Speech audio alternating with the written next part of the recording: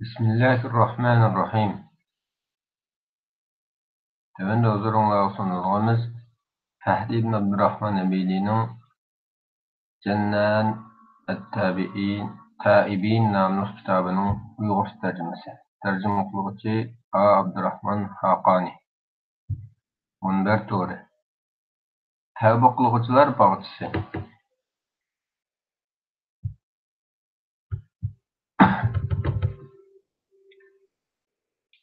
Tevbe kılıcılar bağçısı munderice. Tercümandın kül bolup gitey, koyup birin çıkıp gitey. Bu kaçıkçı. Allah yolu qaytıkçı ayal. Keç saat bir. Göher zonlar hakkında kıssa. Bu ularning töven derejesi. İşik takaklıkken. Nemedin bir aram bolup atsan?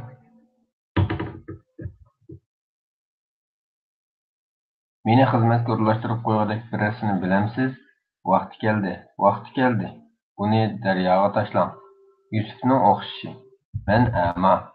Taş düşüp ketdi. Dada, koruskum eçip ketdi.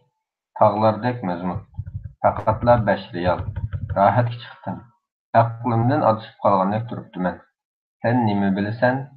Düvet kalemim yanında. Bu nime bırak, bu ayalının keyine düşkün. Kişiler telpindi. Ecel açıkçı. Bu nime degen cüretlik, qatarlık kıska yazmanı okup verimiz. Tercümandın. Mühterem Müslüman, hürmetlik kitapxan. Qolunlardaki bu kitapçının Arap tilidagi asl nusxasi sharaflik shahar Makkedagi haj mezgilida hadiya ustida tarqatilgan bo'lib, kitapçının tashqariga tavba qilg'uvchilar bag'chisi Jananat Taibin degan kitap ism, uning ostiga bir parcha rangli surat berilgan bo'lib, suratdagi nurli quyosh, zangar osmon, zumrad o'stan, yaqinning ikki tarafidagi yumron ko'ktatliq, xilma-xil gul-giyohlar poyonsiz yiroqlarga so'zilgan bo'lib, suratga qaragan kishining qaragansa qarag'isi kelib, ixtiyorsiz holda Allohning jannati buningdimi tuman nasib go'zaldir degan xayolga keladi. Kitapçıda naql qilingan qissalarning ko'pinchisi islom ilm dunyosidagi danglik olimlardan rivoyat qilingan mo'tabar kitoblardan ilingan bo'lib, voqelikning aynanligi, kishilik turmushning har qaysi taraflariga chetildiganligi bilan diqqatimizni chekdi. Her bir qissaning muayyan tarafidan o'zimizni, atrofimizdagi allakimlarni ko'rgandek bo'lib cho'chidik. Gunoh baxtiga kayni-kaynidan petib, shu gunohlarni qilganni xijil bo'lmagan bilan gunohimizni eslatilsak xijil bo'ladigan bizdek bandalar uchun Janobi Haq subhanahu va taolo tavbadan iborat bu qutulish yo'lini rahmat sifatida qoldirgan ekan. Biz Allohning rahmatidan noumid bo'lsak, Janobi Allohning Al-G'affar, mag'firat qilguvchi, kechirguvchi degan ulug' ismini inkor qilgan bo'lib qolamiz.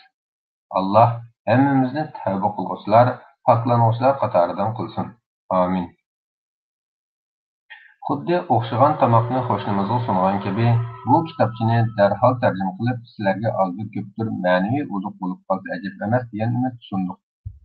Tercümede gerçi bir kısım Arap söz ibareler Uygur tili istimalada qo'llanib kelayotgan bo'lsa-mu, her saha, her yaştaki okurmanlarını ko'zda tutib, bu söz ibarelerini imkoniyatning berishi izohlashga tirishdik.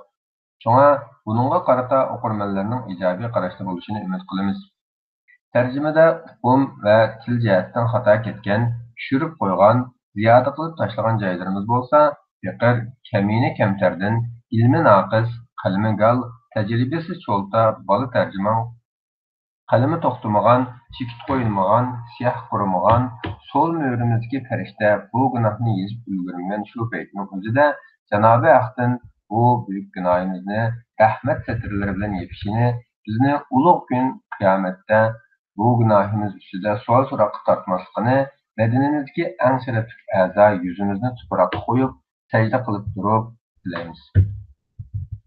Bu kitobchining qalbimizdan Uyg'urcha zuvanga kirgan bu voqelikdan ibrat olgan, qalbi titrgan Uyg'ur tillik iman ahlining chanqigan dilining tavba sharbati ichib, hidoyat nurini qaytadan tepib, dunyolik baxtining ta'min tetib, jannat visoliga yetib, ikki dunyolik murodiga muyassar bo'lishiga turtki bo'lib qolishini, bu ozg'in amkimizni niyatimizga yarasha uzilmas sadiqa, sadaqa jariya qilib berishini qalblar ilkili bo'lgan Allohdan tuvanchilik bilan so'raymiz.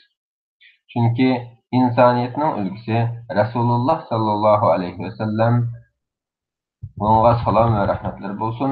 Alloh taoloning sen orqali bir kishini hidoyat qilgani sen uchun qizil tugundan yaxshidir degan emasmi? Ha Abdurahmon Xaqani Hijriya 1428-yili Rabiul Avvalning 15-kuni, milodiy 2017-yili 3-oyning 20-kuni. Tavba qiluvchilar bog'chisi. Kul bo'lib ketay. Hammamiz xatolashimiz, gunoh o'tkazamiz. Ammo Alloh taolo bizga muhlat berib, jazolashga oldirmaydi. Haq subhanahu va taolo tavba qiluvchilar va poklanuvchilarni yaxshi ko'radi. Shu sabab ularning gunohdan o'zini tortib to'g'ri yo'lga qaytish uchun tavbadan iborat bu yo'lni ochib berib, ularning cho'ng-kichik xatolik va gunohlarini mag'firat qiladi. U zotga azaldan abadgacha oshkora va maxfiy maqtash hamdlar bo'lsin. Bu haqda Sahih Buxoriyda keltirilgan bundoq bir qismni misol edish mumkin. İsroil avlodidan bo'lgan bir kishi Alloh harom qilgan ishlardan saqlanmay, o'z nafsiga ko'p zulm qilib, qotillik, fohishavozlik, o'g'ri yolg'onchilik, aldamchilik, soxtapazlik, yolg'on guvohchilikdek butkul askiliklarni qilib, haddidan oshgan. Ammo u Alloh taoloni bir deb bilib, u zotga hech qanday narsani sherik keltirmagan ekan. Bu kishiga hech kim qochib qutulolmaydigan, hatto payg'ambar alayhissalomni agib o'tib ketmagan mol-mulk, bola-chaqa, amal-mansab, shon-sharaf, obro'y, atoqni asqatmaydigan shundoq bir payt, ya'ni o'lim sakrati yaqinlashayotganda bolalarini yig'ib ulardan so'radi. Sizlarga qandoq dada bo'ldim? Eng yaxshi dada bo'ldingiz deb javob berishdi bolalari. Dadisi dediki, Cenim ilkide bo'lgan zot bilan qasamki, men haqiqatan bir Allohdan boshqa hech ibodat qilmovchi va yaratuvchi yo'qdir deb guvohlik bergandan boshqa hech qanday bir yaxshilik qilib boqqanim yo'q. Men o'lsam, shundoq bir ulug' o't yiqib meni tashlanglar. Jismim kuyib kul bo'lib ketsin. Ondan qutiga ilib kulimni ko'kka so'ratinglar. U kishi qazo topganda uning vasiyati bo'yicha gulxonga tashlandi. Kuli ko'kka so'rildi. Jasad kuli shamolda tog' cho'qinlariga, daraxt boshlariga, o'yman dalalarga, daryo o'stanlarga chechildi. Ammo ahvol shuki, uni dastlab yaratgan zot yig'idi. Janobi Haq uningga bo'l dedi, tan asliga qaytdi. So'radi Haq subhanahu va taolo: "Ey bandam, nima uchun bunday qilding? Sen mening ayblarimni yopquchi, gunohlarni mag'firat qiluvchi ekanligimni bilmaganmiding? Ey Parvardigorim, sendan qo'rqdim, gunohlarimdan qo'rqdim" deb javob berdi u. Bu paytda Janobi Alloh shunday dedi: "Ey malaikalarim, sizlarni guvoh qilamanki, shak shubhasizki men bu bandani mag'firat qildim, uni jannatga noil qildim. Bir Allohdan boshqa hech bir iloh yo'q. Alloh taolo bandalarga naqadar rahimdil, naqadar marhamatchil, naqadar keng qursaqa. Kimki biror yomonlik yoki o'ziga biror zulm qilib qo'yib, ondan Allohdan mag'firat talab qilsa, u Allohning mag'firat qiluvchi nihoyat mehribon ekanligini ko'radi." Nisa surasi 110-oyat. Qo'yib bering, chiqib ketay. U o'zini faqat 100 dinarni saq ilib kelganlarga topshiradigan intayin go'zal va jalbgar bir fohisha ayol. Kunlarning birida bu ayol bir ibodatxonaning oldidan o'tib ketayotganda, bu yerda Alloh ibodati bilan mashg'ul bo'ladigan, shu nafsigacha yaratuvchisiga hech bir osiylik qilib boqmagan bir ibodatgo'y banda u ayolga qarab hayrona asli tushunadi. Shayton qopqoniga tushadi.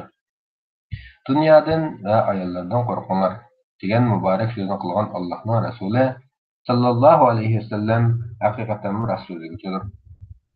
Yilqi ibodatgo'y abidning gapiga qaytsak, u yo'lidan tiyiladi. Ayoldan o'zi bilan birga bo'lishni talab qiladi. 100 dinarlik bu ayol quruq qo'l kelgan bu kishini rad qiladi. Shuning bilan ortiq pul turmoq, jinini aranjan etib ketayotgan bu abid 100 dinar ko'yda ibodatxonani tashlab, o'zini riyozat ko'chasiga boshlab, ming bir jafo mushaqqatda 100 dinarni yanchiqqa to'mlab, fohisha ayolning ashamatlik turag'isi oldida ishik chekadi. Ayolga tunishlik berib, 100 dinarni saq ilib kelganligi bilan so'z teshidi. Ayol uni qasriga boshlab, Altın yaratib to'lim ko'rkam zinatlangan karavotga jilva bilan taklif qilganda u kishi o'ltirib qolsa bo'ladi. Acaba siz bilan cho'qim birga bo'laman da'vatmantangiz, hamda o'ltirib qoldingizmi? So'raydi u ayol. U kishi Alloh taolo azza va jallaning oldida turib uningga yuzlanganligim xayolimdan kechibdi. Jinimni ko'tarolmay o'ltirib qoldim. degan javobni berdi. Bu ayolning ham qalbi titrab, tallari jo'g'ildab qo'rqib ketdi va men bilan to'y qilmay turib bu uydan chiqmaysiz deb turib oldi. Alloh bilan qasamki, siz bilan to'y qilmayman. Bu dinorlarni iling, meni qo'yib bering, men chiqib olay deb yalvardi ibodatkor. Ammo ayol uning bilan to'y qilish tilida yanada chaqirib oldi. U kishi zina uchun pul topaman deb ibodatni tark etib, gunoh botqog'iga ketib yurganiga qattiq pushaymon qilib, bu fohish ayoldan qutulish uchun mening yurtim falon yerda. Agar siz tavba qilgan holatda kelsangiz, siz bilan to'y qilishim mumkin deb u ayoldan yiroqlashdi. Xuddi mushu qissada bayon qilingandek, bugunimizdagi bir qism yoshlarimizmi shundoq qilmoqda. Ular pul to'plab, Alloh taologa osiylik qilish uchun kofirlarning buzuqchilikqa eshitilgan shaharlarga berishadi. Ondan ular hech bo'lmaganda qaytib kelishdi. Go'yo hammadan izzatlik, ustun, tok va barliq hamdu sanolar, maqtashlar o'ziga xos bo'lgan yuksak qudrat egasi Alloh haq subhanahu va taolo ularni o'z shaharlaridan boshqa shaharlarga ko'rsatib turmaydigandek. Alloh ularga hidoyat ato qilsin. Al-Qissa shuningdan keyin u ayolni fohishining qabihligi cho'chitdi. Ashaddiy gunohda haddan oshganlik istiborini o'rtaydi.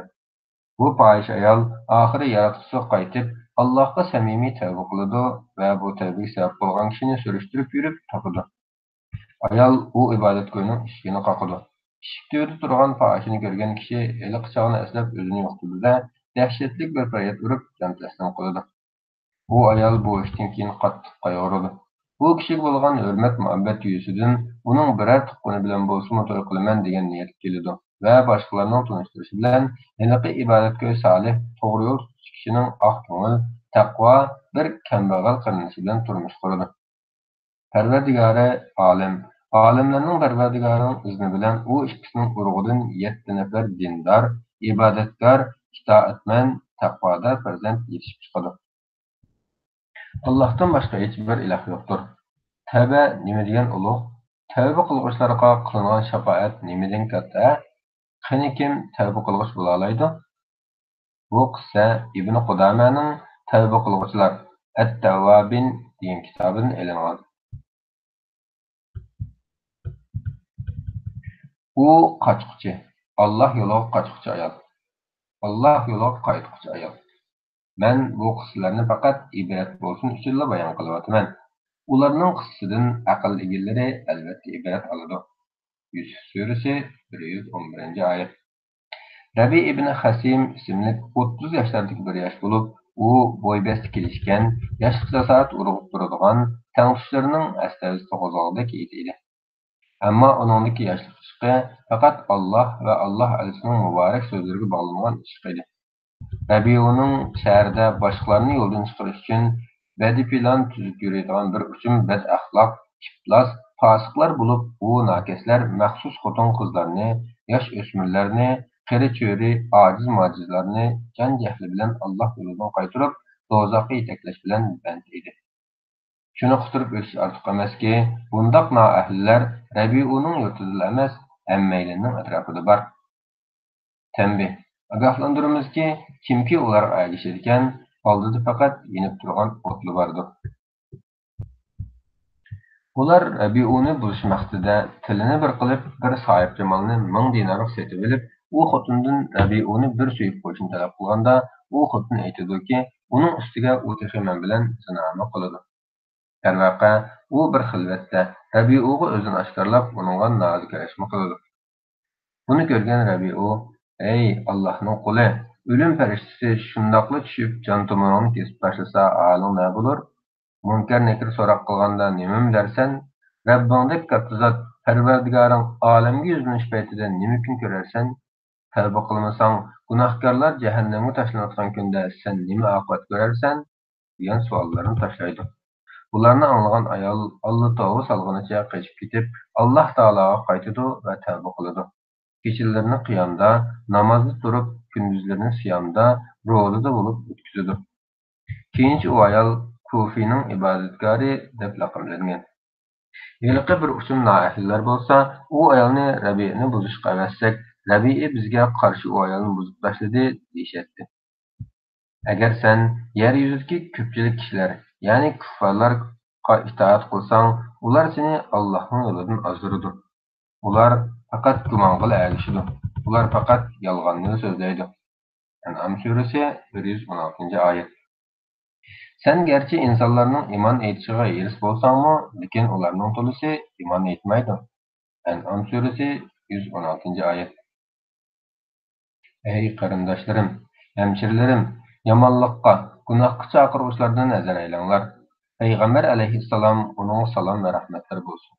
Payg'ambar alayhissalomning hadisiga quloq tutinglar. U zot sizlarni qaysi makon, qaysi zamonda bo'lmanglar, xotirjamlikka chaqiradi. Mayli qayerda bo'l, Alloh taoladan qo'rq. Biror yomonlik qilib solsang, uningga ergashtirib, biror yaxshilik qilgin. Yaxshilik yomonlikni o'chiradi. Kishilarga chiroyli muomala qilgin. Tirmiziy rivoyati. Ey Muhammad sallallohu alayhi vasallam, sana vahiy qilingan Qur'onga ching asilgin. Sen haqiqatan to'g'ri yo'ldadursan. Zuhruf surasi 43-oyat. Qur'on sana va sening qavmingga albatta ulug' sharafdir. Sizlar kelgusida bu ne'mat ustida so'rilasizlar. Zuhruf surasi 44-oyat. Hammamiz gunoh o'tkazuvchilarmiz, ammo yaxshiliklarimiz yomonliklarimizni o'chiradi. Gunohni cho'ng kichik deb qaramay, o'zingiz osiylik qilayotgan zotning shu qadar ulug'ligiga qarang. Bir hadis qudusiyda Alloh taolo degan: "İzzetim va ustunlikim bilan qasamki, qaysi bir bandam men yaxshi ko'radigan bir ishdan men yomon ko'radigan bir ishga o'zgarsa, men uni uning yaxshi ko'radigan ishidan yomon ko'radigan ishga bo'ritaman."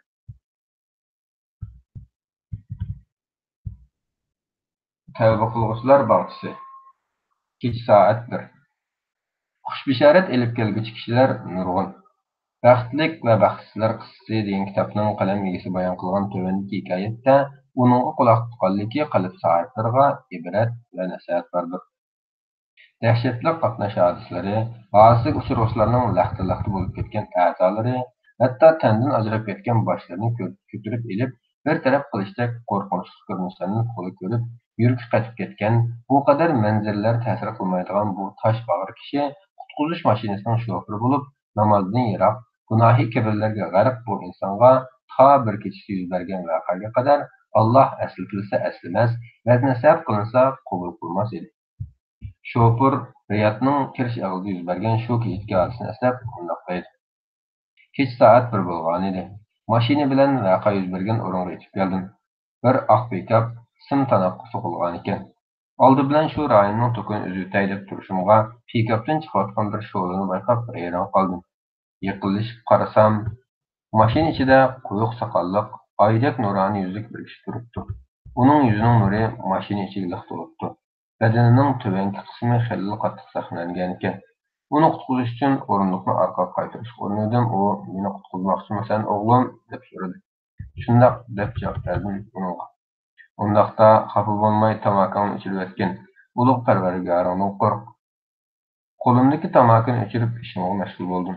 Ammo uni yanada o'rindiqdan to'liq chiqara olmay yo'tatdim. Meni rastla qutqizg'ing bormi deb so'radi u qaytlab. Albatta dedim unga. Payg'ambarimiz sallallohu alayhi vasallam shundoq degan: kimki sizlarga bir yaxshilik qilsa, uningga mukofot beringlar. Janobi Alloh bilan qasamki, ey o'g'lim, meni qutqazganing uchun sana beradigan bir narsadan boshqa mukofotim yo'q.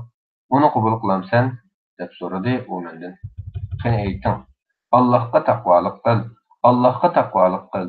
Allohga taqvolik qil. Nachar amrahdan hazar ayla. Allohdan boshqa ibodat qiluvchi va yaratuvchi yo'qdir.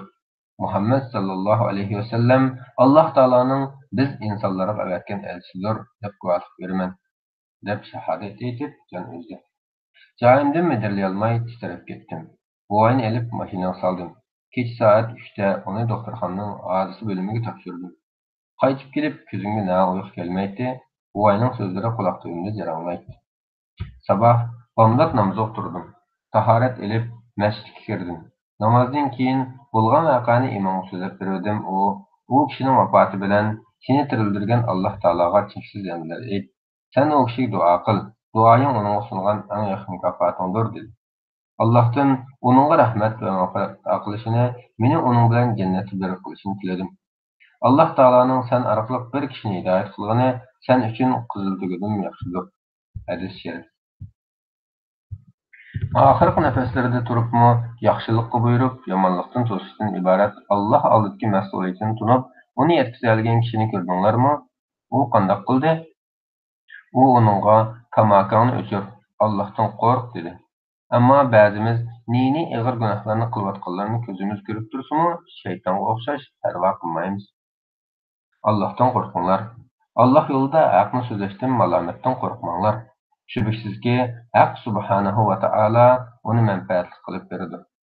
Janobi Allohning sen orqali bir kishini hidoyat qilishi sen uchun qizil tugundan yaxshidir. Tavba qiluvchilar bog'chisi. Go'har zunnar haqida qissa. Kimki Alloh rizoligi uchun bir narsani tashlaydi ekan, Alloh taolo u kishiga uningdan yaxshisini ato qiladi. İbn Rəcəbnin axırqı Hanbali ulemalari Zeyl Tabaqatul Anabila degan kitobida Bazzaz ismli bir kishining bundaq bir qissasi bayon qilingan. Makkadagi kunlarimning birida menga intayin ochliq yetib, yenimdan ochliqqa dal bo'lgudek ishni topolmay, yemak izlab satqi chiqqan edim. Tuyuqsiz ipak boqqusi sigilgan bir ipak yemgan topib oldim. Uyimga kelib uni yechdim. Qarasam, bu ömrümde ko'zim ko'rmagan ajoyib go'har buloqlar turibdi. Xaltini shu ichiga qo'yib, Qo'zako'yda yana ko'chaga chiqqan edim. Kim beramiyan tepib oldi? Tepib olg'usiga 500 oltin dinar beriladi deb to'lab bergan bir munosibni uchratdim. O'z-o'zimga, men shu top ochliq va muhtojlikdaman.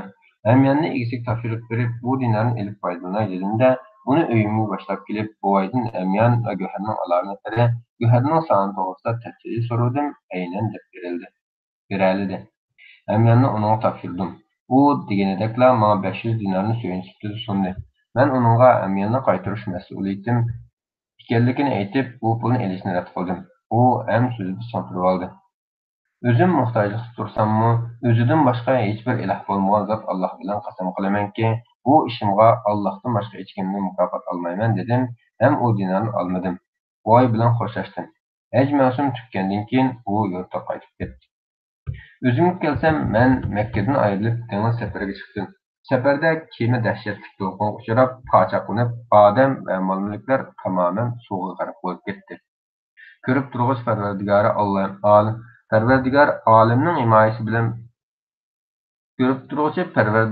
olimning himoyasi bilan bir parcha taxtay ustiga chiqib qoptiman.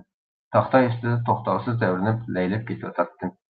Toki do'lqinlarda laylab bir orolga chiqib qolg'uchilik bir taxtay ustidagi jismimning nega berib, nada to'xtaydiganligini o'zim ham bilmaydim.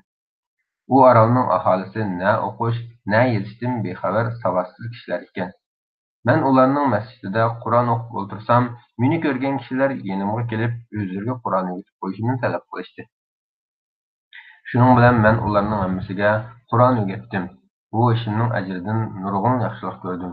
Bir qatim men u masjidda yirtilib ketgan bir Qur'onni qo'limga oldim. Yeziqnimi bilamsiz deb so'rashdi ular. Men biladiganligimni aytdim va ularning bolalariga xat yozishni o'rgatdim. Bu ishimning ajridan ham ajoyib yaxshiliklarni ko'rdim. Shundan keyin oroldagilar mening u yerda turib qolishimni umid qilganligini, shu yerdagi qo'l ilkari bor bir yetim qizni menga chetib qo'yish borligini aytishdi. Dastlabda qo'shilmadim, ammo ular nihoyat chang bo'lg'achqa ortiq rad qilolmadim. Ular barliq to'y tayyorliklarini bitirib, qiz bilan ikkimizning beshini o'xshab qo'ydi. Qizning tuqqanlari qiz ko'chirib kelganda, ular bilan bir so'rinda o'tirgan edik. Tuyuqsiz qizning bo'yniga asılgan zunlarga ko'zim tushib, hayronlik ichida qarab qoldim. Bu men Makkaga deb olgan zunlarning dal o'zi edi. Qizning tuqqanlari bu dilso'noq yetimning qalbiga qaramay, ajab bo'ynidagi zunlarga qarab qoldingizmi ustoz deb savol qildi. Bu zunlar ajoyib bir qissaga sahib zunlar dedim va ularga butkul qissani so'zlab berdim. Tahlil: La ilaha illalloh, Allohu akbar, subhanalloh cho'qonlari butkul orolga jaranglab ketdi. Alloh hammadan pokdir.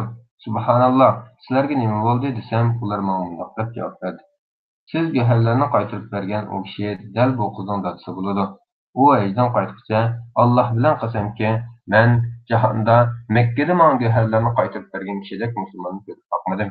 Ey Rabbim, meni onun bilan uçraştırgan, qızını onun qoşub qoyay degan sözlərini qayta deb kelgan edi. O ölüb ketdi. Biroq Allah Taala onun duasını icabət qilib, siz onun qızı bilan to'y qildingiz. Men onun bilan bir mezgil birga yaşadım. U to'lim yaxshi ayol edi. Aramızda 2 balami bo'ldi. Uzun o'tmay u o'lib ketdi. Alloh unga rahmat qilsin. Ondan 2 o'g'lim bilan u go'harlarning varisi bo'ldik. Keyin bolalarimni bir-birining keynidan vafot topdi. Shunday qilib go'harlar u ikkisidanmi menga miras qoldi. Keyincha u go'harlarni 100 ming dinarga sotdi. Shaksizki, hozirgacha xajlayotganim shu pullardan. Alloh ularga rahmat qilsin. Kimki Allah rızalıq üçün bir işini taşlaydı iken, Allah o kişiye onundan yaxşısını ata qılıdı. Kimki Allah'tan qorqadı iken, Allah onunğa çıkış yolu verdi. Allah onunğa oylanmagan yerden rızık verdi. Talaq suresi 2-3 ayet. Kimki Allah'tan qorqadı iken, Allah onun işini asallaştırıp verdi. Talaq suresi 4 ayet. Tövbe qılğıçılar bağçısı. Bu ularning töven derecesi. Haq subhanahu wa ta'ala'nın bendiler için cennette hazırlagan nimetler üstüde oylan, tefekkür qıl. En töven derecedeki cennet ehliga taqdim qilinigini oralıqı 1000 yil musafirki qasr bolsa, undaqda en yuqori derecedeki cennet ehlining mertebesi qandaqdir? Sahihul Muslimda Mughira ibn Shu'ba, Allah ondan razı olsun. Mughira ibn Shu'badan rivayet qilingan mübarek hadis şerifte Peygamber aleyhisselam mundaq degan: Musa aleyhisselam Parvardigaridan cennet ehlinin en töven derecedeki qandaq boludu deb soraganda, hikmet bilen iş qiluvchi Allah mundaq degan: U shundaq kishiki cennet ehli cennetga kirib bo'lgandan keyin keladi. U haqiqatan cennet to'lib ketgandek tuyg'uga keltiradi. Allah azza va jalla uningga cennetga kirgan deganda banda: "Ey Parvardigarim, har kim qarorgohga tushib o'z nasibalarini ilib bo'lgan tursa, men naga boray" deydi. Cenab-ı Hak mübarek lafzilleri bilen cennetga kir deb qayta emir qilganda banda yuqoridagi so'zlarni yana takrorlaydi. Şunun bilan rahim sübtiga haq Parvardigarim Parvardigar alam uningga suvat tashlaydi. Dünya padişahlardan bir padişahning mulkchilik mal-dunya berasi razı bo'lamsan? Razıman Allohim, razıman. Razı bo'lmay yaddimmi mening deb ketadi. Cenab-ı Hak shunchalik sening bo'lsin, yana shunchalik bo'lsin, yana shunchalik bo'lsin, yana shunchalik bo'lsin deb beshini xitomga kelganda u banda: "Ey Allah, razı buldum. Ey Allah, razı buldum" deydi. Allah Taala sening mulking şunun 10 neslilik bo'lsin ve undan boshqa yana ko'ngling tartgan, ko'zing ko'rganning hammasi sening bo'lsin. Sen onunki ebedilik sahibi deydi. Ularning qilgan amallarga mukofot yusidan Allohning huzurida saqlangan ve ularni xushal qiladigan katta ne'matni hech kim bilmaydi. Sajda suresi 17 ayet. Sahih Buxoriy ve Müslim'de rivayet kılınan yana bir hadisde şüphesizki Allah Taala bendiler usul hüküm kılıp bolgandan keyin bir kişi dozaqdan azat qilinsimi, ammo dozaqqa yuzlandirilgan holda qaytariladi. Lekin u jannatga kirgizilmaydi. Uning ishkiga yo'llatilmaydi. Banda shu holatda Allohga yalvaradi: "Parvardigarim, yuzimni dozaqdan burib etgin. Ey Rabbim, rahmeting bilan yuzini dozaqdan burib etgin." Uning badbo'yidan qiynalib charcharandı yalqınida kuyib ketyapman. Banda toki Rahman Taala xohlagan bir muddatgacha shu turuqda duo qiladi. Ondan Allah Taala uningga deydi: "Agar yuzingni do'zaxdan burib etsam, mendan boshqa narsa so'ramassanmi? İzzeting va ulug'liging bilan qasamki, uningdan boshqani so'ramayman. Yuzimni do'zaxdan burib etgin ya Rabbim" deb nido qiladi banda. Nahayet şefkatlik, mihriban ve apuçan zat Allah Taala onun yüzünü dozaqdan burutdu. Bu Allah xalqan bir vaqtçilik jim turib, ondan yana bir qatim Allohdan tilaydi: "Parvardigarim, rahmeting bilan meni jannat ishiga yaqinlashtirgan bo'lsang, ey odam bolasi, sen nimancha vafosiz, nimancha chidamas, acaba sen menga mendan boshqa narsa so'ramaslikka ahli paymon bermaganmiding? Parvardigorim, rahmeting bilan meni jannat ishiga yaqinlashtirgin. Agar so'rag'iningni bersam, meningdan yana boshqa narsa so'ramassanmi, izzeting va ustunliging bilan qasamki, sendan uningdan boshqani so'ramayman. Ondan Rahman Taala uni jannatning eshigiga yaqinlashtirib qo'ydi. Banda shu yerda yana Alloh xohlagan bir muddat kichilib turganda jannat va uningdagi hur-parilar, qasrlar, bog'chalar va ne'matlarni aynan ko'rib turdi va yana yalvardi. Parvardigorim, meni jannatga kirgizayotgan bo'lsang, voy sana, ey odam bolasi, sen nima degan vafosiz, nima degan chizimas, sen mendan boshqa narsa so'ramaslikqa yuz bergan emasmiding? Parvardigorim, rahmating bilan meni jannatga kirgizayotgin, rahmating bilan meni jannatga kirgizayotgin. Agar seni kirgizsam, mendan boshqa narsa so'ramassanmi, izzeting va ustunliging bilan qasamki, sendan uningdan boshqani so'ramayman. Ondan Janobi Alloh u o'z rahmati, sexiyligi va fazli bilan uni jannatga kirgizdi. U bandaga yetarlik edi. Alloh taolo uningga yana bunday deydi: "Ey bandam, so'raydiganingni so'ra, tilakingni ayt." Ondan u tilaydi, so'raydi. Rahman taolo fazl rahmati bilan uning orzu-armonlari tugaganga qadar eslatib turadi. Yana uningga so'ra deganda u banda endi hech nimadan tamoyim yo'q Rabbim deydi. Haq subhanahu va taolo muborak tafsirlar bilan shularni deydi. Alğanların senin bolsun və şunun o nəsçilik bolsun. Ko'ngling xohlagan, ko'zing ko'rganning hammasi sening bolsun. Sen u yerda mangu qolg'uchisan. Ularning qilgan amallariga mukofot yuzidan Allohning huzurida saqlangan va ularni xushal qiladigan katta ne'matni hech kim bilmaydi. Sajda surasi 17-oyat. Musa alayhissalom ikkinchi marta shunday savol qildi: "Ey Parvardigorim, bu tuvan darajasi bo'ladigan bo'lsa, jannat ahlining eng yuqori darajasining martabasi qanday bo'ladi?" Alloh taolo aytadiki, ular men xohlagan shunday kishilarki, ularning hurmat darahini o'z qo'lim bilan tikdim. Bu daraxtlarni boshqalarning ko'rmaslik uchun piyatlatdim. Ularni hech qanday ko'z ko'rgani yo'q, hech qanday quloq anglagani yo'q, hech bir inson zotining ko'nglidan kechgani yo'q. Ularning qilgan amallariga mukofot yuzidan Allohning huzurida saqlangan va ularni xushal qiladigan katta ne'matni hech kim bilmaydi. Sajda surasi 17-oyat. Allah'tan başka hiçbir ilah yoktur. Allah Teala nimediyen mihriban, nimediyen köyümkenne, rahmet tamamı alemi yitirilen Rahman Teala'dan bizge rahim kılışını sorayımız ki, bu zat hemmedin pak ve mahsuluşka hakiki layıktır.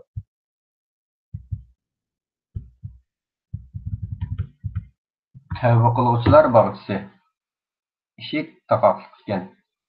Yitik İslam alimi, cemaat erbabı İbn-i Qayyum, Allah onun rahmet olsun, ariflardan bir kişinin bir günü ko'chada ketib o'tib, bir ayolning bolasini yig'lab, yalvorg'aniga qaramay, uni ittirib chiqarib etguncha eshikni yopib kirib ketganligini, ondan u bola birdan mang'andan keyin o'z uyidan boshqa boradigan joyi va o'z onasidan boshqa uni qo'yniga oladigan kishining yo'qligini o'ylab, ko'ngli yerim bo'lgan holda uyga qaytib borsa, eshik taqib turgan, bola bo'sug'ida yetib uxlab qoladi. Shu asnoda onasi chiqadi-da, bolani shu holda ko'rib, bola o'zini bo'qildab yig'lab turib, "Jinim bolam, nega kimningmi qishig'i boratding? Mendan boshqa kimmi seni o'z qo'yniga olsin? Men sana sızgan sızqimdan chiqma demadimmi? Sana qilganlarim, kuyunishim, mehribonligimga shundoq javob qaytaramsan" deganicha bolasini bag'riga songlashib, ilib kirib ketganligini bir qator ahvollarni ko'rganligini rivoyat qiladi. Bu ayolning "Sana qilganlarim, kuyunishim, mehribonligimga shundoq javob qaytaramsan" degan so'zlar bilan Payg'ambar sallallohu alayhi vasallamning Alloh taolo o'z bandalariga onaning o'z bolasiga bo'lgan mehribonligidan ortiq mehribondir degan muborak hadis ustida mulohaza qilib baqing. Alloh azza va jallaning rahmati oldida onaning rahmati degan qanchalik edi? Allohning rahmatiga bo'sh-bo'shanliq, o'rin beg'amlik bilan erishgan bo'lamdi yoki aqida ixlos, ish amal bilanmi? Allohning rahmatini kimlarga bag'ishlagan? Mening rahmatim maxluqotning hammasiga o'rtaqdir. Rahmatimni kufrdan va gunohdan saqlamoqchilarga, mollarining zakatini beradiganlarga va bizning oyatlarimizga iymon etadiganlarga tegishli qilaman. Araf surasi 156-oyatning bir qismi. Ular elchiga, ummiy payg'ambarga, ya'ni Muhammad sallallohu alayhi vasallamga ergashadi. Ular o'z ilkidagi Tavrat, Injillarda uning sutining yozilganligini ko'radi. Araf surasi 157-oyatning bir qismi. Shubhasizki, Allohning rahmati yo'qlik joyida ozg'an loyg'azillik patqiga patgan g'ofillar uchun emas, balki amal qiluvchilar uchun, chin ixlos bilan tavba qilganlar uchun bag'ishlangandir. Bu qissa tamom. Haromga qarab tashlagan ansoriy yigitning tuvandagi qissasi tafakkur darvozamizni chekkisi. Tavba qilg'uvchilar bog'chisi. Nimadan bearam bo'lyapsan? Ansari Jabir ibn Abdullohdan rivoyat qilinishicha, Sa'laba ibn Abdurrahmon ismli bir ansoriy yigit islomga kirgandan keyin payg'ambar alayhissalom uningga salom va rahmatlar bo'lsin, payg'ambar alayhissalomning yanında yugur yetim ishlarni qilardi. Uni bir qatim payg'ambar alayhissalom ma'lum bir ishga avatganda, u ansarlardan birining ishqalaridan o'tib ketib, yuyinayotgan bir ayolga qarab tashlab, qilgan ish haqida Peygamberimiz sallallahu aleyhi ve sellem'ge vahiy tushib qolishidan qo'rqib, Makka Madina orasida qochib chiqib ketdi. Peygamber sallallahu aleyhi ve sellem 40 kungacha uning izlarini olmaydi. Cibril aleyhisselam tushib, Peygamber aleyhisselamga: "Ey Muhammed sallallahu aleyhi ve sellem, Perverdigarыңdan sana salam. Ümmetingden bir kishi Makka Madina orasida tog'larda azobimdan panoh tilayotidi" deydi. Ondan Peygamber sallallahu aleyhi ve sellem Ömer, Salman ikkisini Sa'laba ibn Abdurrahmonni boshlab kelishga buyurdi. Bu ikkisi Madinadan chiqib, Sufafa ismli bir padishani uchirdi. Ömer radhiyallohu anhu uningdan Sa'laba ismli bir yoshning bo'toqlari safdan bo'lib ketganligini bilamsan deb so'raydi. U: "Sizlarning dininglar do'zaxdan panoh tilab yurgan nelik kishi bo'lmasin yana. Sizlarning digininglar do'zaxdan panoh tilab yurgan nelik kishi bo'lmasin yana" deganda, Ömer radhiyallohu anhu uning jahannamdan qochib ekanligini sen qanday bilding deb so'raganda, u padachi: "Chunki u har kuni tun nisbat tog'dan chiqib, beshini changallagan holda: Ey Rabbim, ruhimni ruhlar bilan, jismimni jasadlar bilan birga qabul qilib, hukm kuni meni chiqarmagan bo'lsangmi kashki" deb hasrat nadomat bilan qashimoqqa keladi deb javob berdi. Ömer radhiyallohu anhu izlayotganlarning dil ashu kishi ekanligini aytdi. Degandek shu kechasi Sa'laba ashu holatda ashu nidolar bilan chiqib keladi. Ömer radhiyallohu anhu uning yoniga o'qtek berib, uni quchoqlaydi. Sa'laba uningdan: "Ey Ömer, Peygamber sallallahu aleyhi ve sellem gunohimdan xabar tepdimi?" deb so'raydi. Ömer radhiyallohu anhu o xabarni bilmaydiganligini, faqat o'zlarining uni elib kelishga Peygamberimiz sallallahu aleyhi ve sellemning buyurganligini aytadi va Sa'labani Madinaga elib kelib, Sa'labaning iltimosiga asosan uni Peygamberimiz sallallahu aleyhi ve sellemga namoz o'qiyotgan vaqtida elib kelishadi. Sa'laba Peygamber sallallahu aleyhi ve sellemning qiroatini anglashi bilan badanini titratib boshlaydi. Peygamberimiz sallallahu aleyhi ve sellem namozdan keyin Ömer, Salman qanidanglar, Sa'laba nima ish qilibdi deb so'raganda, ular Sa'labaning ishlarini birma-bir so'zlab beradi. Peygamberimiz sallallahu aleyhi ve sellem o'rnidan turib, Sa'labani yenik turib, "Mendan nima ish qochsan, nimaga yo'qolib ketsan?" deb so'raydi. "Ey Allohning elchisi, meni sizdan qochirayotgan gunohlarim. Undaqda men sana gunohni yuvib, xatolikni o'chiradigan bir oyat o'qib qo'ysam qandoq bo'ladi ya Rasululloh sallallohu alayhi vasallam?" Peygamberimiz onunğa salam ve rahmetler bo'lsin. "Parvardigorim bizga dunyoda yaxshilik ato qilgan, oxiratda yaxshilik ato qilgan, bizni do'zax azobidan saqlagan. Rabbana atina fid dunya hasanatan va fil oxirati hasanatan va qina azaban nar" degan oyatni o'qishga boshlaydi. U: "Ey Allohning elchisi, mening gunohlarim buyuk" deganda, Peygamberimiz sallallohu alayhi vasallam "Balki Allohning kalomi buyuk" dedi-de uni uyiga qaytishga buyurdi.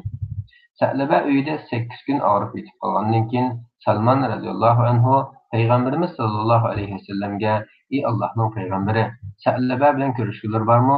Uning kasali xilal og'irlashib qoldi" deganlarni yetkazdi. Payg'ambar sallallohu alayhi vasallam uning yoniga sahobalarni boshlab kirib, Sa'labaning beshini ko'tarib tuzlab qo'ydi. U beshini tortib oldi. Sababini so'rasa, bu bir gunohga to'lib ketgan bosh deb javob berdi.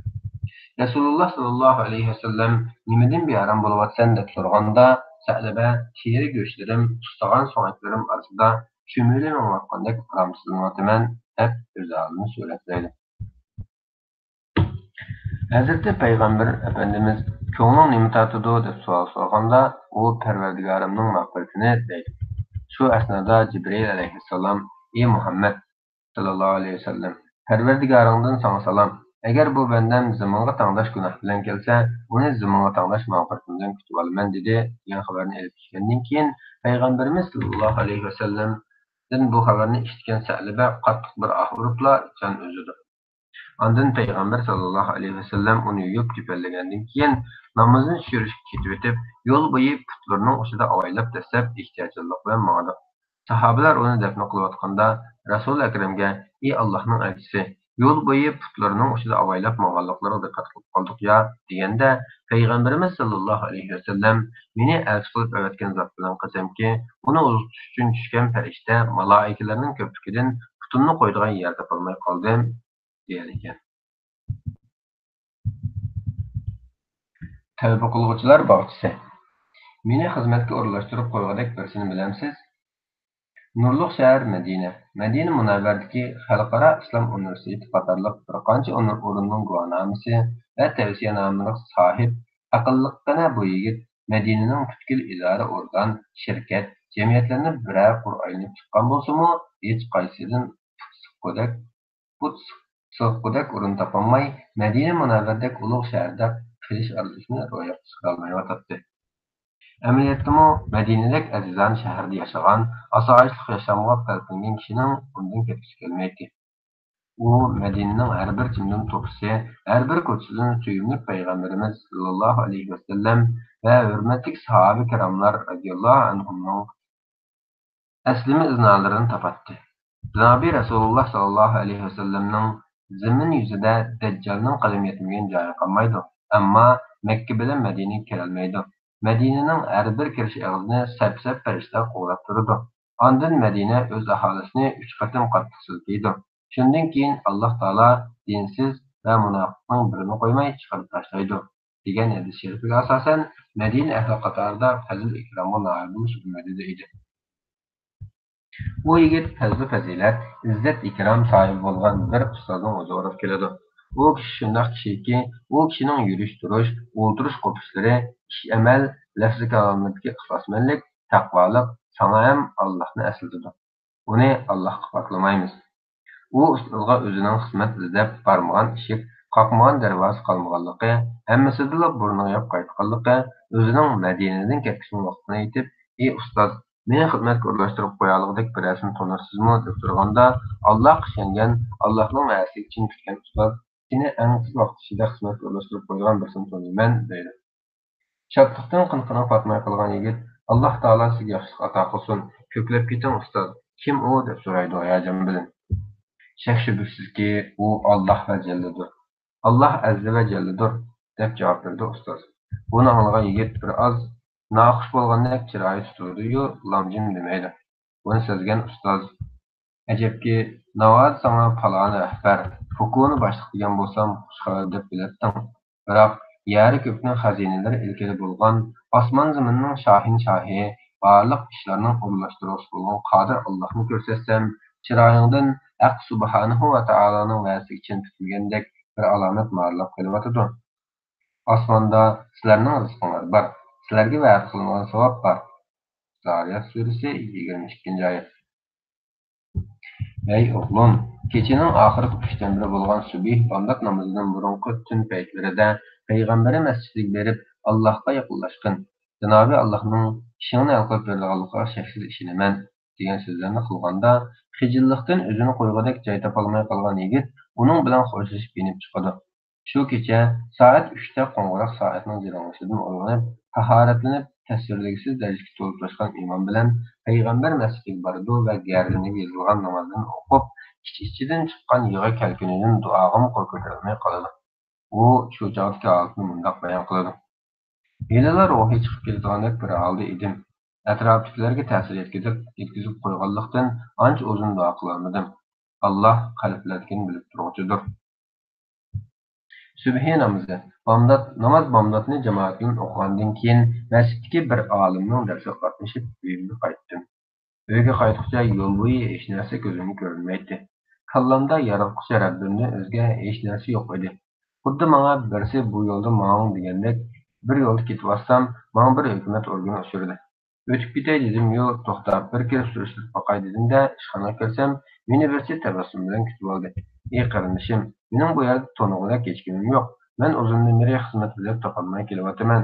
Agar men orqali Allohdan ajr olishni xohlasangiz, bu mening munosabat materiallarim deb ularni o'qishga sundim. Bu mening materiallarimga bir qo'q ko'z yugurtgandan keyin o'rnidan turib menga taza bir qaratib, subhanalloh, biz ham uzundan beri sizlar birsini izlab yurgan edik. Qayerda edingiz? Nereden keldiniz? Allah xohlasa inshaalloh hozirlik xizmatga o'rnashib emasmi? O'rnimdan turib shu ishxonada Allohga shukr sajda qildim. Ko'z chanoqlarimdan to'xtamay yosh sirg'aydi. Ustozning so'zini to'xtamay takrorlaydi. Hech shubhasizki, u Alloh azza va jalladir. Hech shubhasizki, u Alloh azza va jalladir. Tavba qiluvchilar bog'chisi. Vaqti keldi. Vaqti keldi. Tarixchilar tilida qayd qilinganidek, Malik ibn Dinar Bani Abbos taqchilaridan biri bo'lib, u Alloh yo'lidan qochgan, o'zini qochirib turadigan bir aroqkash edi. U Allohning irodasi bilan bir ayolni intayin yaxshi ko'rib qolib, uning bilan to'y qiladi. Ammo u Xudoning kuni aroq ichib turdi. Allohning irodasi bilan bir qiz farzandlikmi bo'ladi. Farzand ishqi uning butkul vujudini egallaydi. U ishdan kelib qizni o'ynatdi, erkiltatdi.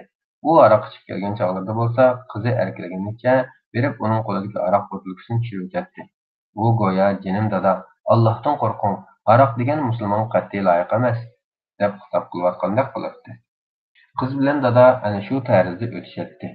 Bir kuni u qizini erkiltib, osmonga yetib o'ynatayotganda qizi tushib ketib, o'lib ketadi. Buningdan qattiq cho'chigan dada hasrat nadomat ichida qoladi. Shu kechasi u chilashqalik ichib qattiq mast bo'ladi. U shu kundagi holatini mundaq tasvirlaydi. U kundagi dardimni Allohdan boshqa hech kim his qilolmaydi. Shu hasratda uxlab qolibdiman. Tushimda qiyomat qoyim bo'lgudek.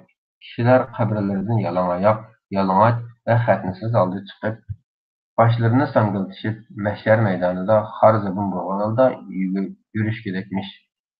Shu asnoda nihoyat cho'ng bir yilon og'izlarini yo'g'on ichib, kishilar orasidan meni nishonlab kelayotgandek, dam tortayotgandekmish. Men qochqudekman.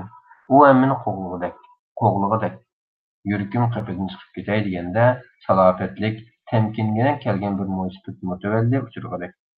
Men uning qashiga kelib, Alloh bilan qasamki, meni cho'qim qutqizing desam, u qo'limdan kelmaydi. Sen o'zingni qutqizadigan kishining qashiga borgan degandekmish. Heliq e'lon bo'lsa, meni to'xtamay qo'llayotgandek. Men jahannamning ligiga kelib to'xtagadekman. Orqamda e'lon, oldimda jahannam. O'zimni jahannamga tashlay deb turishimga g'oyatdan qoyt, sen uning ahli emas, degan ovoz kelgandek. Men yanada orqamda e'lon qo'llayotgan holda qiyomat maydoniga qaytib, heliqi mo'jizlikdan sizdan Allohning nomidan meni qutqirishingizni yoki panohlaringizdek bir joyni ko'rsatib qo'yishingizni so'rayman desam, u qo'limdan kelmaydi. Biroq sana ovu qasrini ko'rsatib qo'yay, bundan nijot topishing mumkin degandekmish. Ondan u qasrga qarab menayotgandekman. Orqamdan e'lon qo'llayotgandek. Qasr sariq bahar, layli yaqut, unchi marjonlar va turli tuman javohiratlar bilan bezalganmish. Tuyuqsiz parda ochilsin degan xitob bilan tang parda ochilib, bir to'p oy yuzlik o'moq bolalar chiqib, bu qo'rqinchli manziga qarab qoldi. Ularning ostidan qizim ushdan chiqib kelib, dada deb bir to'laqla e'lon bilan mening aramga o'zini atqandi. Qizim e'lonning o'ng tarafiga bir nimalarni desa, e'lon ketib qoldi. Ondan qizim soqolimga esilib, maydilarimga urib turib, jinim dada, mo'minlarga ularning dillari Allohning zikriga va nozil bo'lgan haqiqatga, ya'ni Qur'on oyatlariga eriydigan vaqt kelmadimi? Hadid surasi 16-oyat. Keldi deb bo'lib, u nima e'lon desam, u sizning yomon amallaringiz bo'lib, sizni do'zaxga tushirayotgan tas qoldi deb javob bergandekmish. U mo'ysifat kichikchu desam, u sizning yaxshi amallaringiz bo'lib, yomon amallaringizga qarshi turishga ojiz keldi deb maydonga ikkinchi qatim urib turib, jinim dada, mo'minlarga ularning dillari Allohning zikriga va nozil bo'lgan haqiqatga, ya'ni Qur'on oyatlariga eriydigan vaqt kelmadimi? Hadis surasi degandekmish. Cho'chib uyg'onib ketdim. Ondan tahorat olib, bomdod namoziga masjidga bordim. Hayron qolarliqi Fotiha surasini o'qib bo'lgan imom mo'minlarga ularning dillari Allohning zikriga va nozil bo'lgan haqiqatga, ya'ni Qur'on oyatlariga eriydigan vaqt kelmadimi degan oyatni o'qishga boshladi. Alloh bilan qasamki, bu ulug' oyat go'yoki mangla xitob qilayotgandek edi. Birinchi qissa. Al-Qissa. İsrail avlodidan Bani İsrail bir kishi 40 yil Alloh taoloning toat ibodatida bo'lgandan keyin yomon yo'lga tegilib, o'zining bir tishlam go'shtchilik aslini unutgan holda Alloh taologa osiylik qilib 40 yil gunoh ma'siyat ichida yashaydi. Ondan Rahmon taolo qo'l ko'tarib, "Ey Parvardigorim, 40 yil toat ibodatingda bo'ldim. Shundaqla 40 yil gunoh ma'siyat ichida itoatingdan chiqdim. Endi men sening yo'lingga qaytib, tavba qilib, ish amallarimni tuzasam, tavbam qabul qilinarmi?" deganda shunday qo'shib kelgan. Sen bizga itoat qilding, biz senga yaqinlashdik. Bizga osiylik qilding, seni aldiratmadik. Agar tavba qilib bizga qaytsang, biz seni qarshi olamiz. Allohdan boshqa hech bir iloh yo'qdir. Alloh bandalarga nima degan aqlchana, Alloh bandalarga nima degan kuyunchana, rahmati butkul shayga yetadigan Rahmon taoloning rahmati bilan bizlarga rahim qilishini so'rayman. Bu qissa tamomlandi.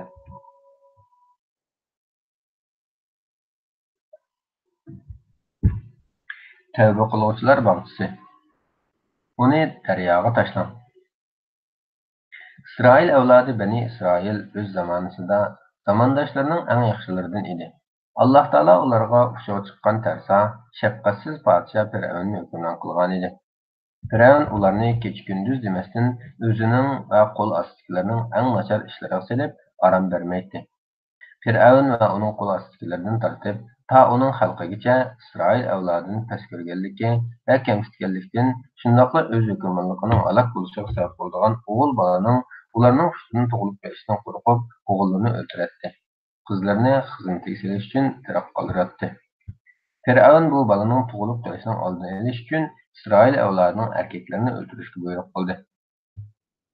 Kutilib ketgan taqdirdan qochib qutulib bo'lmaydi. Chunki Alloh taoloning belgilagan vaqti navbati kelsa, bu hargiz kechiktirilmaydi. Har bir vaqtning hukmi bo'ladi. Janobi Haqning bu vaqt kalomi Musoning onasiga ilhom bilan bildirdiki, Musoni emitgin. Uning ziyonkashlik uchrashidan qo'rqsang, uni sandiqqa silib daryoga, ya'ni Nil daryosiga tashlagan. Uni halok bo'larmikin deb qo'rqmagan. Uning firoqidan qayg'urmagan. Uni sana cho'qim qaytaramiz va uni payg'ambarlardan qilamiz.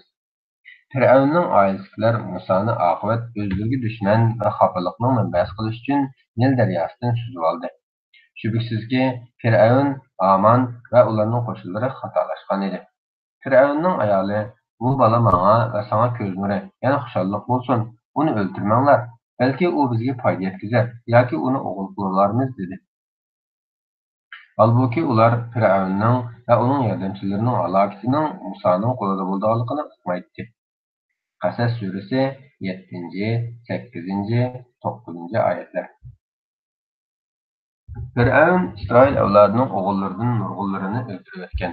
Buning bilan Qibtlar İsrail avlodining erkaklarini turkum-turkumlab o'ldiraverib, ular ishq soldigan erlar qolmay, zo'r emgakning o'zlariga yuklanib qolishidan qo'rqib, Fir'avnga agar bu ahvol davomlashaversa, ularning cho'nglari o'lib tugab, o'g'illari o'ldirilib, ayollari, erlari qila olgan ishni qila olishi mumkin emas.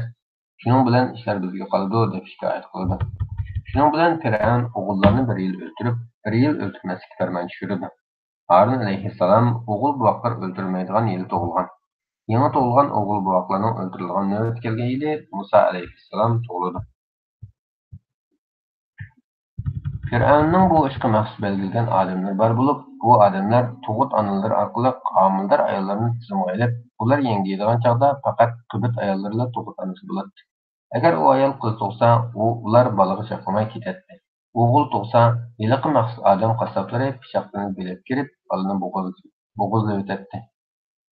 Qahar qilg'uch sutiga sahib Alloh u noahillarni rasvo qilib o'tsin. Musa alayhissalomning onasi uningga homildor bo'lganda, homildorlikning alomatlari ko'rilmagach, tug'ut onalari bayqalmagan. Ammo uning ko'zi yo'riganda onasi uning o'ldirilishidan qo'rqib bo'ladi. Bolasi ichi og'riydi. Musoni ko'rganlikki kishi uni yoqtirib qoladi. Mayli o'zligidan bo'lsin, mayli diniy yuzidan bo'lsin, uni yaxshi ko'rgan odam baxtlidir. Janobi Alloh bunday deydi: "Sana men tarafdan bo'lgan muhabbatni soldim."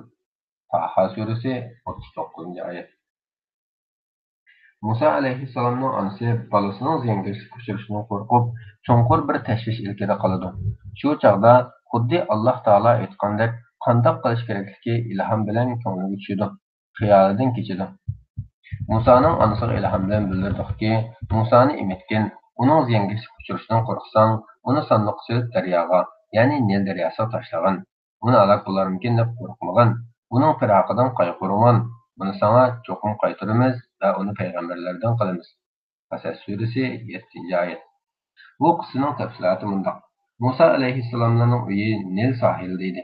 Uning onasi bir sandiq yasitib daryoga o'rlashtirdi.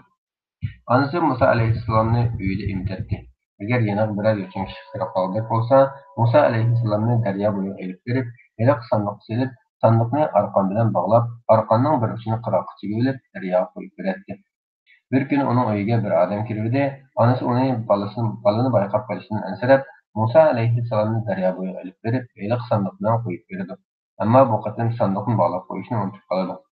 Sandiq suvda laylab berib, Fir'avnning turalg'usi oldidan o'tganda, kenizaklar sandiqni suzib olib, Fir'avnning ayolining oldiga olib kirishdi-yu, ammo bu kenizaklar sandiqni Fir'avnning ayolidan burun ichib qo'yib, gap qilishdan qo'rqib, sandiqni ochmag'achqa, uningda nima borligidan bexabar edi.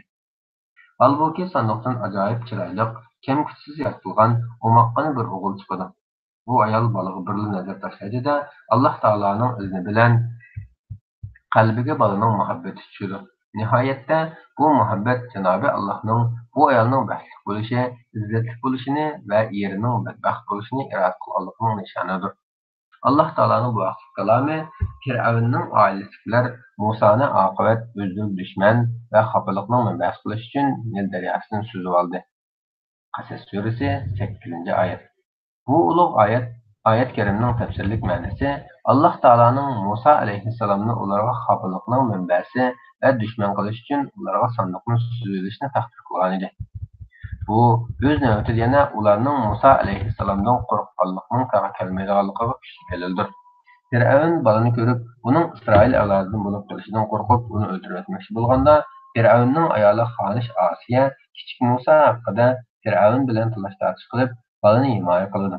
Buni Fir'avnga yaxshicha qilib, bu bala menga va sana ko'z nuri ya'ni xushallik bo'lsin deganda Fir'avn sen uchun shundoq, ammo men uchun undoq emas deydi. Ish amaliyotda shundoq bo'ldi. Alloh taolo payg'ambar Musoning sababi bilan Osiyani hidoyat qildi, jannatga muyassar qildi. Fir'avnni Musa alayhissalomning qo'lida halok qildi. Osiya kichik Musoni bolchilab yo'qolmoqchi bo'ladi, chunki uning Fir'avndan bo'lgan o'g'li yo'q edi. Ular daryodan suzib olgan bu bola orqali o'zlariga yaratquchi Parvardigorning qandoq buyuk, qandoq ajoyib hikmatlarni iroda qilganligini asla bilishmaydi. Musoning onasi Musoning Fir'avnning qo'liga tushib qolganligini anglab, as-hushini yo'qotdi. Uning Allohning balani qaytarish va'dasiga ishonuvchilardan bo'lish uchun uning ko'nglini xotirjam qilmagan bo'lsak, u balani oshkorlab tas qilgan edi. Onasi Musoning hamshirasiga xabarni o'qish uchun Musoga ergashgan dedi. Hamshirasi Musoni yiroqdan ko'rib turdi. Holbuki ular uni tanimaydi. O'z onasi kelishdan ilgari Musoni sut emgizuvchi ayollarning imitishidan to'sdiq. Musoning hamshirasi sizlarga Musoni obdan boqadigan bir ayolni ko'rsatib qo'yaymi? Ular Musoni ixlos bilan boqadi dedi. Onasining xushal bo'lishi, qayg'urmasligi va Allohning va'dasining haq ekanligini bilish uchun biz Musoni unga qaytardik. Lekin insonlarning to'lisi Allohning va'dasining haq ekanligini bilmaydi. Qasas surasi 10-oyatdan 13-oyatgacha. Musoning onasiga kelsak, o'g'lini daryoda iqitib qo'ygan onaning butkul asyoda bolasida bo'lib, o'ldirsa qopsa balaning g'amida ichishdan uzildi. Bandisini xotirjam qiluvchi Al-Mu'min degan go'zal ismga sahib Alloh Musoning onasiga xotirjamlik tuyg'usi baxsh etib, sabrga noil qilmagan bo'lsa-da, asad alomatdan o'zini yo'qotgan ona bir o'g'lini yo'qotib qo'yganligini, o'zining nima kuning qolganligini deb tashlagan maxfiyatlikni ichib tashlagan bo'ladi. U cho'ng qizini Musoning iziga tushib, uning xabarini olib kelishga, shahar atroflaridan bu vaqtda nimparanglar bo'layotganligini surishtirib kelishga buyurdi. Musoning hamshirasi qattiq ehtiyotkorlik bilan uning uyiga tushdi. Muso hozir Fir'avnning uyiga o'rnashtirilgan bo'lib, uningga xonish to'limonliq bo'lib qolgan edi. Kichik Muso o'rdadagi enik onalarning hech qaysini emgil olmaydi. Ular enik ona izlab Musoni ilib bozorga bordi. Musoning hamshirisi inisini ularning qo'lida ko'rdi-yu chandurmaydi. Bu kelgusiki payg'ambar Musoning Alloh taolo huzurida izzat ikromlik bo'lganligi va Haq subhanahu va taoloning uni o'z onasidan boshqa birisini emitishdan saqlab qolganligi va bu orqali uni o'z onasining emitishiga sabab qilganligidir. Musoning hamshirisi sut onasi izlab titrab ketishgan bu ayollarni ko'rganda, sizlarga Musoni obdan boqadigan bir ayolni ko'rsatib qo'yaymi? Ular Musoni ixlos bilan boqadi dedi. Qasas surasi 12-oyat. Musoning hadisi bu so'zlarni qilganda ular uni tutib kelib ustidan shikoyat qiladi. Ular qizni u uydagilarning Musoni ixlos bilan emitib, kuyinib boqadiganligini sen qandoq bilasan deb so'roq qilganda, hadisi ularga u oiladagilarning bolani ixlos bilan emitishi, kuyinishi podshoning shodligi va shahning manfaati uchundir deb javob berib qutuladi. Enik onasi ayollar bilan bolani elib, Musoning onasining oldiga elib kelishadi. Anası Musa'nın emtiydi, balı emidi. Bunu görgen xotinlar bu xush xabarni elib, xonasining yoniga yetib ketadi. Buni anglagan Asiya Musa'nın anasını chaqirib kelib, uningga zo'r iltifot ko'rsatdi. Asiya garchi bu ayolning Musa'ning o'z onasi ekanligini bilmasimi, bolaning uni emganligi uchunla uning hadiya tatbiqdan inom qilgandan keyin uningdan o'rnida turib bolani emtib berishni talab qiladi. Musa'ning onasi o'zining erlik va bolalik ayol ekanligini, xonasining huzurida turish uningga be'ib kelganligini aytib, xohlasa bolani o'z uyida emtib berish iltimosini qo'ydi. Xonish Asiya buningga qo'shilib, kichik Musoning onasini nurg'un so'g'sallar bilan uzatib qo'ydi. Musoning onasi qalb xonasi xotirjamlik tutilgan holda bolasini ilib o'z uyiga qaytib keladi. Qiyinchilikni hal qilguvchi, rizq berguvchi, rizq rahmatini oshirguvchi Al-Fattah degan go'zal ismga sahib Janobi Haq uning qo'rqinchini izzat obro'yiga, sak porlig'ini dil aromiga aylantirib berdiki, peshkashlik bilan undan qutulg'uchilik bo'lgan vaqt faqat shunchalik edi. Ishlar ilgari bo'lgan Alloh pokdir. Alloh nimani xohlasa shu bo'ladi, nimani xohlamasa shu bo'lmaydi. Janobi Haq o'zidan qo'rqadigan kishiga har qanday ham bo'lsa, peshkal falokatchilikdan keyin chiqish yo'lini ham o'zi beradi. Bu tamom.